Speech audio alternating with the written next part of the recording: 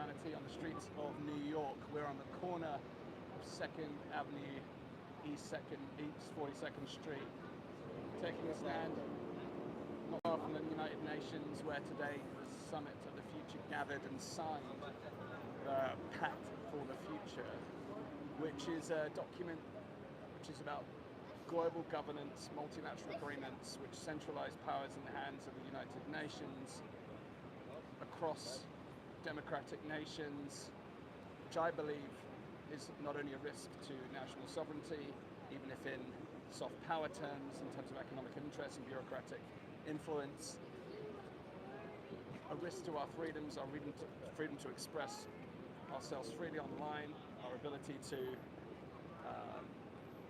have open discourse, our ability to have a multitude of different approaches to tackling global issues, and a risk that economic powers and economic interests through public-private partnerships will dominate global affairs. So the Pact for the Future was signed today. As I said, it's really about accelerating global governance to tackle global issues. Governance is another word for global agreement, global cooperation. Some would argue it's a step towards global government. Now, one of the big problems with global governance is the means of its attainment. So if you had an impartial, non-partisan, neutral body that simply acted as almost the broker of global standards or global agreements, then you could argue that that's a fair set of responsibilities. However, when said body has its own agenda that it is advancing through the means of governance, when said body has its own ideologies that are advanced through said modes of governance, when said body has its own interests that it can impart through said governance, and when it has its own corporate partners that it can mobilize for its own agendas, interests, and more, then we have a problem that we see one-size-fits-all policies that benefit those that create the policies rather than the people they are impacted by. And if you take a look at what's gone on at the summit in the last few days, closed-door summit. In fact, on the streets of New York, we've seen today, heavily armed guards, Secret Service, the police in all kinds of jurisdictions. It's an impenetrable fortress. They talk about inclusivity and diversity, but it's in name, not substance. There is a complete lack of diversity of ideas, and I witnessed that firsthand yesterday when I was part of the Summit for the Future Action Day that took part inside the UN, where I was able to gain access yesterday on behalf of Free Humanity, and witnessed the groupthink firsthand. It's a conformity and consensus mechanism. So, if you take any global issue, whether it's climate-related, environment, pandemics, information ecosystems, media, and you have a group of decision makers that decide what the policy should be on a global basis, and they decide the narratives that are true, and they decide how things are going to be played through such corporative mechanisms. Well, you have what we then had during COVID, which is immense groupthink, mass centralization of power, global policies that are no longer grounded in rationality, but grounded in ideology. And this is the very issue that we are now seeing escalating as the UN gather today to agree the Pact for the Future, which has been agreed and adopted today. So few people know that this was happening, but this is a massive acceleration of the Global 2030 agenda and the Sustainable Development Goals, which on the surface to many people seem harmless. They seem like well-intentioned goals, but if you look at the actual nature of the conversation, and again, I was first-hand privy to this yesterday inside the United Nations through the Summit of the Future Action Day, the mode of operandi is constraint and control. For instance, how you consume information online, controlling the information space to prevent quote-unquote misinformation. Look at the approach to COVID, control the spread of a visible substance in order to maintain whatever policy they wish to enact. Look at the climate, control people's behavior in order to demonstrate the result. So rather than empowering and educating people about the actual realities of the situation so they can make informed decisions for themselves. So we live in a time where centralization of power is a very real issue, and the policy-making decisions that come with that have real risks of exactly the issues that we were demonstrated during COVID. So I came here to take a stand to New York. I came here from the United Kingdom to do so, because I believe it's important to stand up for our freedoms and rights at this time, but not just our freedoms and rights, but to actually to demand that we have the right to self-determine our own futures.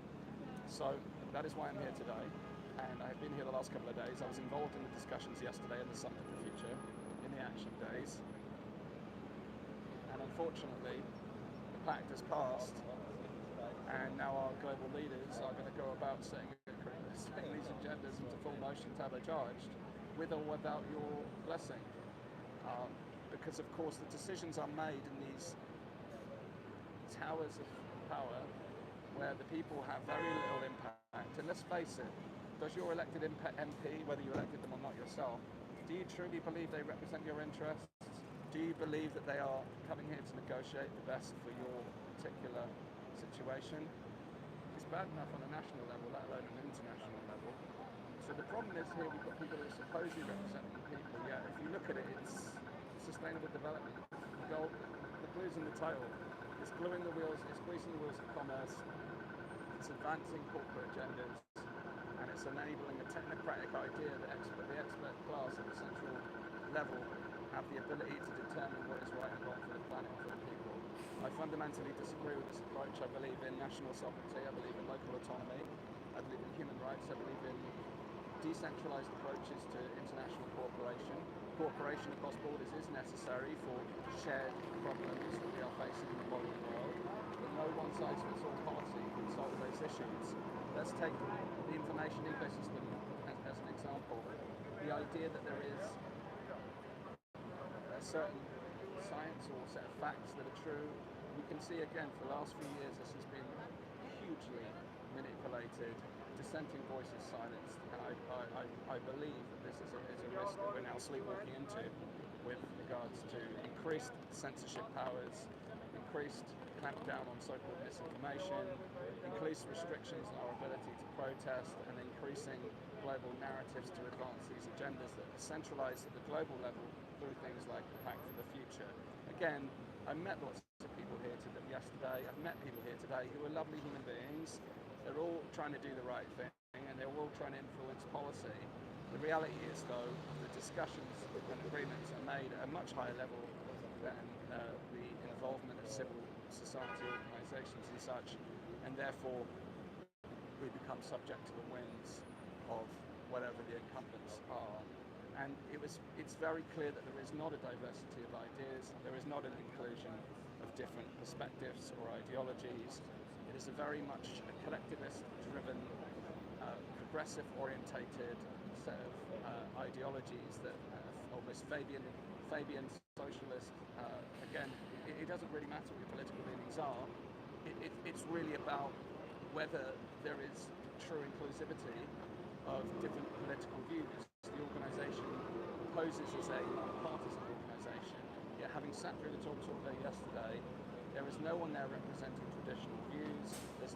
People will talk about protecting indigenous communities and to avoid losing things that we must hold dear, but no one is talking about what we must hold dear within the Western society, fundamental rights and freedoms. So it's a deeply contradictory process, and this is just the beginning, so if you've only just heard about this is going to take a long time to roll out, but part of the sessions that were taking place during the course of the summit yesterday and today is how these multilateral agreements can be influenced through parliaments. So, it really is we live in a world of ideas, and it's really a battle of ideologies. We have an ideology that says that things need to be centralized, centrally coordinated, commanded and controlled, and then we have the opposite, the antithesis, which is that things can be led by the people at the grassroots level in a decentralized way where, yes, there is international cooperation in a decentralized fashion, but it respects national borders, it respects different cultures, it respects the fact that we have different ways of doing things and different different modus operandi. We are affected differently by global challenges, and therefore we need distinct power to make our own decisions on a local basis. All of these things become undermined and eroded by the things that are set in motion here today, such as the Pact for the Future and the multilateral agreements that come with it. So I'm going to do a full report on the actual breakdown because I haven't actually had the chance to digest the final draft that was approved today. What I can say is that it's good news that the emergency platform has been removed, because there was supposed to be included an emergency platform with a declaration of a planetary emergency. Now, a planetary emergency, what does that mean?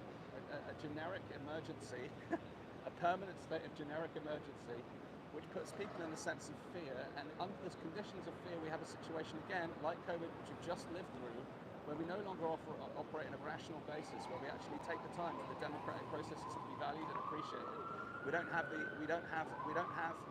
mechanism to quantify and qualify whether policies are going to be effective, economically viable, or whether they have second or third order potential consequences that could impact upon people's lives or could cause actually more harm than the implication of the policy itself. So all of these things are very real issues that are now playing out, and we have to be paying attention. So I'm here on the corner of 2nd Avenue and 42nd Street in New York, having been at the Summit of the Future yesterday as part of the Action Day.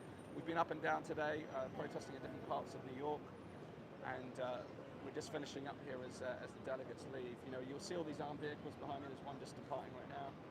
You know, diplomats. I've never seen so much security.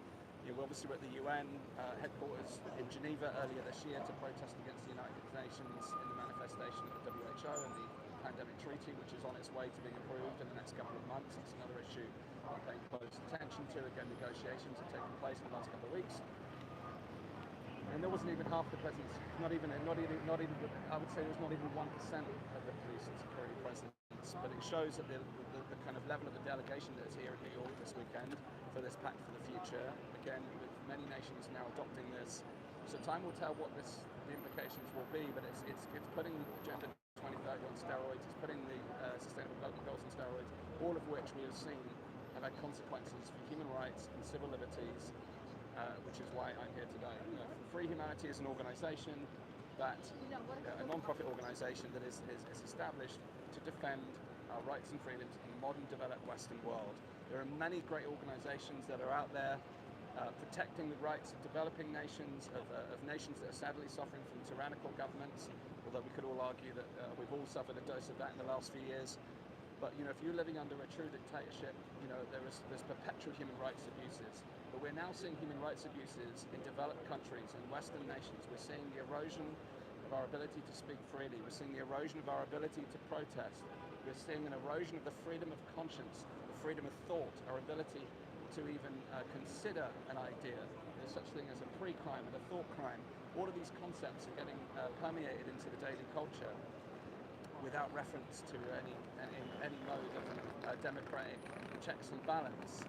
So all of these things are real concerns that we have to be paying attention to, even if there isn't an immediate policy implication like we saw in the last few years that directly affects freedoms and rights. It is the mechanisms that are created that enable those human rights abuses in a very different way. And again, the specific harms where human life is lost in the war-torn countries is a very real and serious issue.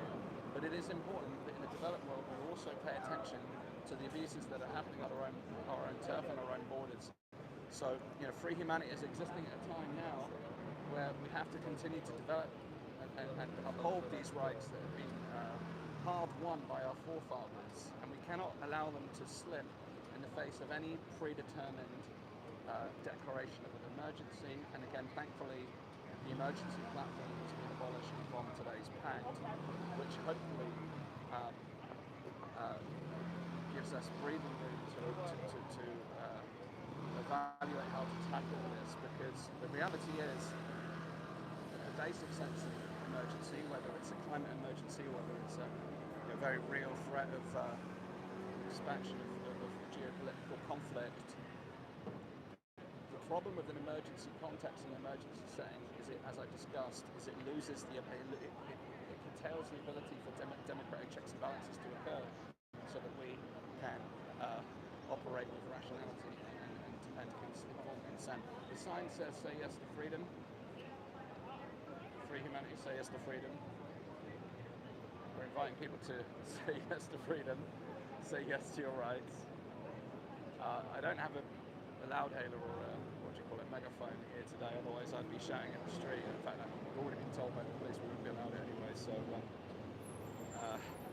didn't fit in the travel bag. But I have got this giant sign, which we've been told to move several times, and we're not allowed to pin it to anything, so I'm here standing holding it on the street corner in New York. And despite the global far-reaching ramifications of these policy documents that are signed and agreed today, there are 3 of us out of 8 billion people taking a stand for freedom. Here are my friends from Masvol in Switzerland who have come here to take a stand against the power grab, and myself representing free humanity. So don't worry folks, I'll carry the burden of 8 million people, 8 billion people standing in the way of the impositions on our rights and freedoms. No problem. But you can help at home. You can help at home. You can sign our open letter, visit freehumanity.org/pact for the future. We've outlined the legitimate concerns. Again, this isn't a complete barrage of the work of the UN. There is good work, as always, taking a balanced and holistic view. However, we do need to take specific stock, a holistic picture, and recognise the context of globalised centrality, this increasing slide towards globalisation, global central authorities determining how we live our lives, determining the agenda for the people on the planet, based upon their ideological understanding of the world, based upon their corporate interests and platforms, as opposed to the very real reality of the people who are affected by the policy decisions that are enacted as a result of the decisions made in meetings like this. So, I've talked a lot there, yada yada yada. I've done some broadcasts on Facebook earlier today where I've tried to talk to some of the representatives on the street. If I clock anyone in a blue badge here, I will try and collar them and see if they understand the concerns that we have when it comes to the potential for the erosion of our rights and freedoms. Because my concern is, people think of human rights abuses in the terms that I just discussed in war-torn countries and developing nations. We all have an understanding of what that might be like, even if we've never lived through it. But we have distinctly lived through human rights and civil liberties abuses in the last 4 years. Now, some people think they were justified in the name of what was happening in the chat for COVID. Other people took a stronger view on that and said that these are fundamental rights that we must protect and they must be considered in any policy decision. And I fundamentally agree with that point. We need to take a stand for our collective rights and our individual freedoms in the face of any specific challenge or issue, whether it's local, national or international. We must take a stand for our freedom. So I'm here again on the corner of New York's 2nd Avenue, 42nd Avenue, taking a stand for our freedoms. So thanks for watching. Please share this broadcast. Please do sign and share the letter at freehumanity.org/pact for the future. And if you'd like to support our work, you can also go to donorbox.org/freehumanity. That's donorbox.org/freehumanity. Make a contribution to the work we're doing here. Obviously, it costs money and time and energy to come here to New York from the United Kingdom. We're a grassroots organisation. We're just getting started, and we need all the help you can get. There's a long road to freedom. We're not here just for the short term. We're here for the long term. And I personally, alongside those of you at home, continue to march forward on that road to freedom to ensure that our rights and freedoms aren't sacrificed in the name of whatever cause or agenda that any central body like the United Nations declare. Thanks again for watching. My name's Astin-Gregory, representing Free Humanity today in New York.